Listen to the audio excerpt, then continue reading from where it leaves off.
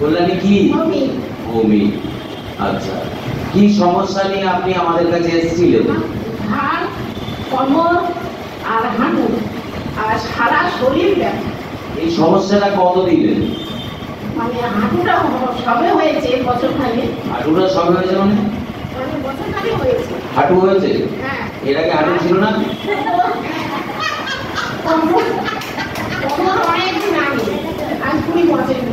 মানে হাঁটুর সমস্যা এসেছে এই কয়েকদিন, এটা বলেন। আমি অদ্ভুত লাগছে, হাঁটু কদিন হয়েছে, কোমর আগে হয়েছে।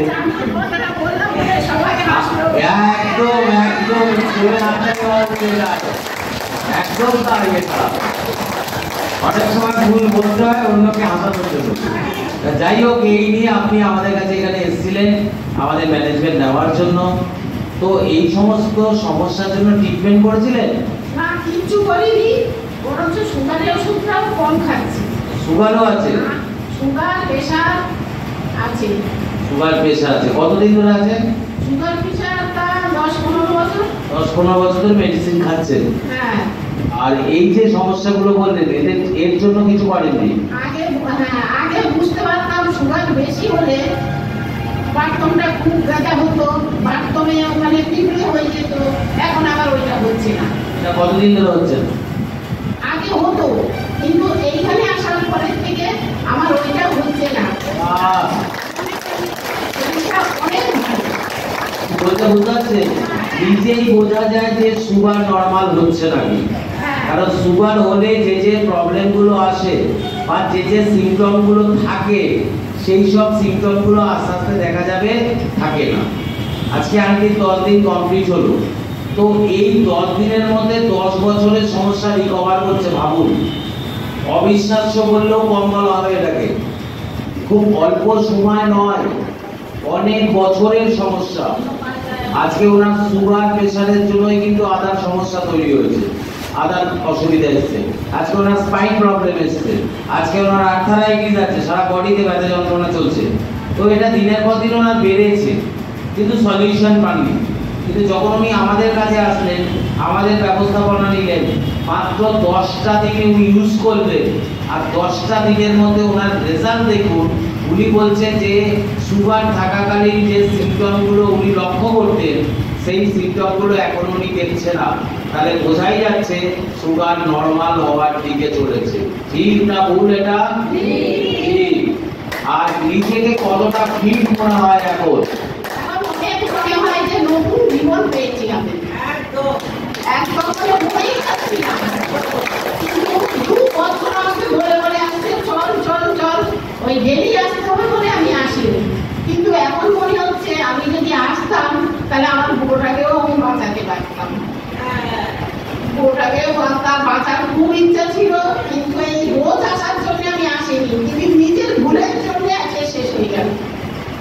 আমি খুব কষ্ট পাই এর জন্য। আমি এতটা ভালো হয়েছি, তাহলে আমার বুড়োটা থাকলে তো একটা শিকার ভাবলে এখানে পড়ে গিয়ে লেগে গেছিল, তাতেই তো চলে গেল আমার স্বামীটা। কিন্তু আমি যদি ওর কথার মতন যদি আমি আসতাম, কিন্তু আমার স্বামীটাও বাঁচত, আমিও তো বাঁচতাম। তখন কত ইয়ং ছিলাম, আর এই 2 বছরের মধ্যে সেও গেছে, তার সাথে সাথে আমিও চলে যাচ্ছি। মানে এখন দেখা যাচ্ছে কারোর সাথে কথা বলতেও ইচ্ছা করছে না, মানে কোথাও যেতেও ইচ্ছা করছে না। একটা বন্ধুর সাথে কথা বলবো তাও মানে ইচ্ছা জিনিসটাই চলে যাচ্ছে।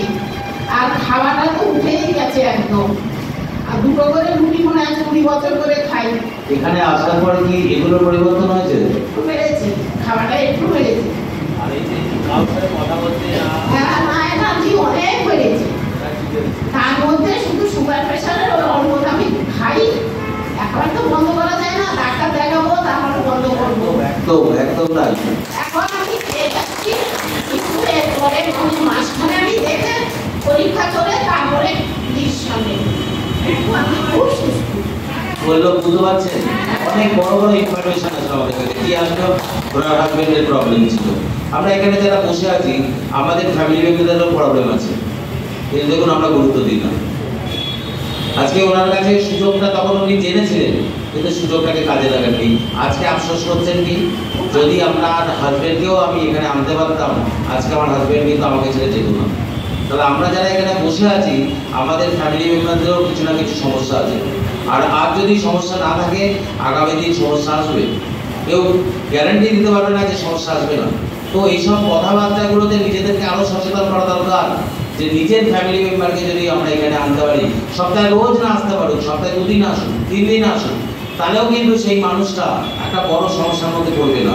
আজকে উনি আফসোস করছেন কেন? মানুষটা ওনার কাছে আর নেই। তাহলে যদি আজকে এই মানুষটাকে উনি এখানে কন্টিনিউ করাতে পারতো, এখানে আনতে পারতো, তাই মানুষটা আজকে ওনার সঙ্গে থাকতো। তাহলে আমাদের প্রত্যেকের কিন্তু এই মানুষগুলোতে রেখে চলা দরকার। আমাদের ফ্যামিলি মেম্বাররা তারা কিন্তু সুস্থ নয়, বা যদি সুস্থ থাকে তারা ভবিষ্যতে সুস্থ থাকবে, তারপরে গ্যারেন্টি নেই। তাহলে আমাদেরকে এটা মাথায় রেখে চলা দরকার, আমরা যেন তাদেরকে সুযোগ করে দিই, তাদেরকে একটু সঙ্গে নিয়ে আসি এবং তাদেরকে তাদের জীবন যাতে রক্ষা করার ব্যবস্থা করতে পারি। আন্টি আরেকটা কথা বললো, আজকের সময় দাঁড়িয়ে উনি এখন ফিল করছেন এই 10টা দিনের মধ্যে উনি নতুন জীবন পেয়েছেন। আর আপনারা যারা বসে আছেন আপনারাও সবসময় এটাই ফিল করেন যে আপনারা প্রত্যেকে কিন্তু এখন নতুন একটা জীবন পেয়েছেন, ঠিক না ভুল এটা? তবে আমাদেরকে এটা মাথায় রাখা দরকার, আজকে আমরা যদি নতুন জীবন পাই বা পেয়ে চলেছি, যে এটা আমাদের পরিবারের মানুষকেও দেওয়া আমাদের প্রধান লক্ষ্য আছে। বাড়ির মেম্বাররা যদি কাজে ব্যস্ত থাকে তো তাদেরকে 1 দিন হোক, 2 দিন হোক, সপ্তাহে 3 দিন হোক তাদেরকে আনার চেষ্টা করবে, কারণ ওই মানুষগুলো সুরক্ষিত থাকা জরুরি আছে। কারণ আজকে আপনি সুরক্ষিত এই জায়গার জন্য, তাহলে তাকে সুরক্ষিত করার দায়িত্ব আপনাদের আছে। তাহলে সেই মানসিকতা রেখে চলুন, যাতে আপনাদের সঙ্গে আপনাদের ফ্যামিলি মেম্বাররা সুস্থ স্বাভাবিক একটা জীবন লিড করতে পারে। আর এই কথাটাতে বোঝা গেল উনি আজকে আফসোস করছেন, এই আফসোসটা থাকতো না যদি উনি আগে তার হাজবেন্ডকে সঙ্গে যুক্ত করতে পারেন। বোঝা গেল কি গেল না? Thank you aunty, thank you.